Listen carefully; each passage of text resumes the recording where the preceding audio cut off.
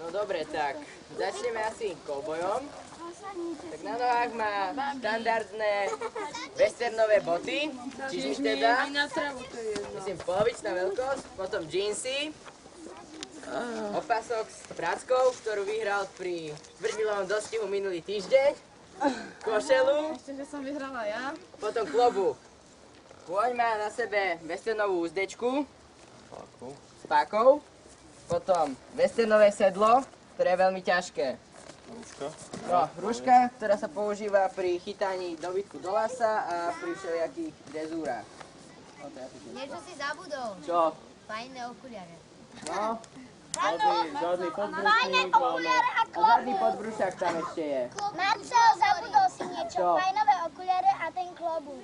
Čo klobúk som hovoril? Nehovoril. No decka, aby som to trošku ja ešte zdôraznil, že čo tu vlastne máme na sebe. Ten koník má samozrejme na sebe úplne iné sedlo, ako ste videli včera. Ten koník má na sebe westernové sedlo, ktoré je, ako Marcel správne povedal, veľmi ťažké. To sedlo je veľmi ťažké práve preto, aby veľmi veľa vydržalo, pretože z to strašne hrubej kože má na sebe podšívky.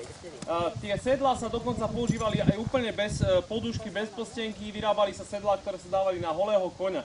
Tieto sedlá sú spravené tak, že musia mať pod sebou plstenku alebo veľkú podušku. Táto poduška sa vo westerne nazýva deka, čiže nie je už poduška ani šabraka, ale deka. Je to práve preto deka, lebo je veľmi hrubá a je taká vystlatá, aby tá koníka neotláčalo.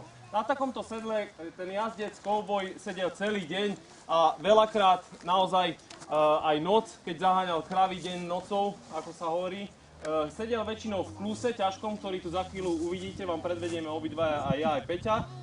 Čo sa týka tej hrušky, ako správne Marcel povedal, jedna vec, ktorú používal hrušku, je to naozaj lasovanie teliat. Keď tela zalasoval do lasa týmto spôsobom, čiže hádzal laso, tak to laso sem zaviazal a koň už bol nacvičený tak, že vlastne koník zabrzdil to teliatko a zaprel sa tomu, aby to tela neušlo.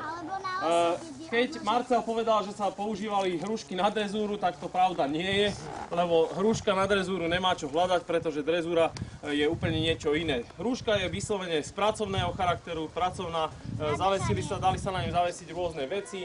Naozaj ten kovboj si tam vedia zavesiť to laso, vedia si tam zavesiť nejaký bič, nejaké príručnú batožinu možno si tam vedia zavesiť. Ak vidíte to sedlo, tak má na sebe takéto všelijaké pútka a tie pútka práve slúžili na to, že mohol sem dozadu hlavne spacák zapnúť, pretože kovboji boli dlho aj týždeň vonku s koníkom, práve preto nosili na tom sedle všeličo možné. Takéto sedlá bývali ešte aj opatrené ešte nejakými taškami, a to hlavne na pušku alebo na nejaké takéto